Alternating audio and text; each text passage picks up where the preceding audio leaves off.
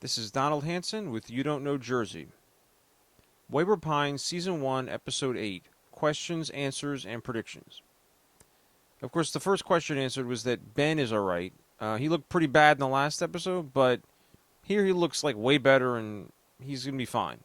But there's other things about that storyline I'll get to later. We find out that the faction has the manager from the hotel and Ruby from the diner as part of it. So we learn more about the members of these people that are trying to break out of the town and bust the wall open. We see the David Pilcher that we all know and love behaving in a rather cruel and ruthless manner in this episode. He doesn't seem like that friendly guy that we know. Like with the flashback scenes with Kate and the straitjacket in the padded room where he's basically trying to break her so that if he can break her spirit and make it so she stops trying to escape, then he can pretty much break anyone. And if he can make a model citizen out of her, he thinks that everyone else will kind of fall in line, which may be correct. I mean, but of course we realize later she's only been pretending over the years, and he never really broke her.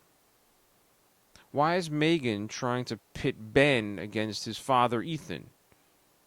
Well, what we've seen is that the next generation is going to be the future, right? So I think that the idea here is that she thinks that the next generation is going to have a different understanding of the world than the old world adults. So she wants Ben to be part of the new group and to have when the divide happens. I mean, there may even be some sort of clash or fight between the next generation and the adults that don't know the truth. So he has to be on the right side when that happens. However, in the case with Ethan, he's the sheriff, so he's actually helping to try to keep the aberrations out. I mean, if they get in and kill everyone, then it's not going to matter, the next generation. Nothing's going to matter. So why she's trying to turn him against Ethan still seems odd, because Ethan should really be on her team. We finally get some faces and personalities to the volunteers. Up until now, we really haven't had any.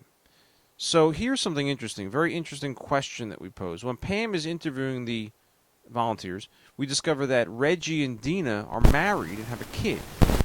Now this is interesting, because what this lends the question is that why aren't the volunteers the ones who are having the kids that are the next generation? I mean, then the adults and the kids, it's not going to be like this wall between them. The kids don't have to hide the truth from the adults because all the adults know the truth already. So why aren't they simply running the headquarters and living in the town? Right? Because it's nice to live in the town. I don't know if it's nice to live in the headquarters. I haven't really seen. I mean, Pilcher's place is really nice, but the rest of the volunteers, who knows? The point is, why do you need to trick and lie to a bunch of adults in the town when you could simply have the volunteers living in the town, and there'd be a lot less work would need to be done. The surveillance wouldn't need to be done at all because everyone knows the truth. So the volunteers their children could be the next generation, and then they could have the 100% originals. So why can't they? Now, the only reason why I can think of is that probably that the volunteers are not enough. Like, there's not enough of them that are married with kids. I mean, there's probably only, if there's only a couple hundred volunteers, then a smaller amount of those actually have kids, and so it might be that there's just not enough. They just need more people. That's possibly the reason. The celebration in the town was the first time that it really felt fake. Having the celebration after the bomb goes off to try to get everyone's mind off of the bomb. Most of the people that you see in town talking seemed nervous, uncomfortable, knowing that the whole thing they were pretending, right? And, everything's like fake, that they're stuck there, that they're prisoners. This is the first time it felt like that. Like previously you didn't really see that, but that was when Ethan just first arrived, and so we were just seeing it through his eyes. Now you're seeing that a lot of the town is disenfranchised and nervous. Okay, Ben versus Ethan at the hospital. This is extremely important. So Ben, he has this giant chip on his shoulder after Megan, his teacher, tells him that it's Ethan's fault for the explosion because he didn't keep Harold locked up. So the funny thing about this is that, okay, so Ben doesn't even try to hide the fact that he's kind of pissed off at his father and blames him and thinks it's because of Kate, right? So the thing is that, very interesting, Ethan is very diplomatic, right? He's very diplomatic. He basically tells his son, I respect your complaint. I'm not going to tell you to shut up. But you're allowed to think whatever you want to think. And very understanding, which is a good thing and should help their relationship. But in the episode when Amy comes to Ben's room and mentions she has a headache, I mean, that headache, she's like a goner, okay? I mean, I'm sorry, Amy, but I think you're pretty much done because, I mean, I'm sure that headache is some kind of internal injury that's going to kill her, like in the next episode or the 10th episode. I'd love to see her stay. I mean, I love the actress and I love the character, but I think she's done, and I think that when she dies, now Ben is going to blame Ethan for that, which is going to be the worst because what did Ben have going for him in this town? I mean, that was it. The girlfriend was it. I mean, Amy was the only thing Ben had going for his future. I mean, there really are no other fish in the sea except for some other girls at the school, which obviously Amy was his girl, right? So now, pretty much Ethan has ruined Ben's life, according to Ben, right?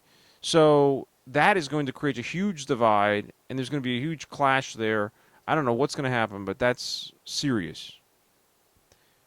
The question of will the wall be broken was pretty much answered.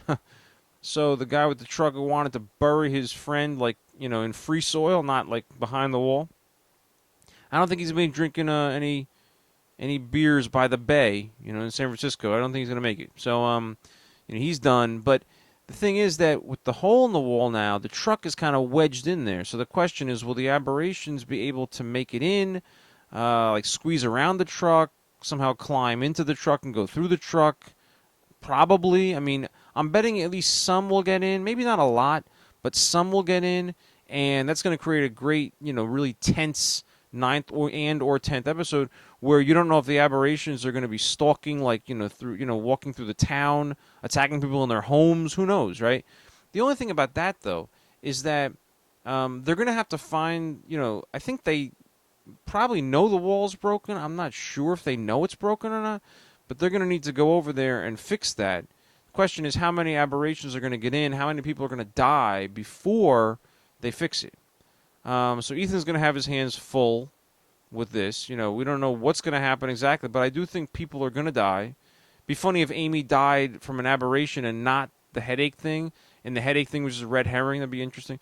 But the question now is what kind of destruction are they going to cause? I think that depending on how prominent they become in the town, obviously the cat's going to be out of the bag, and maybe everyone in the town is going to find out the truth. Who knows? But so that's about it for this episode, so I'll make a video after the 9th episode.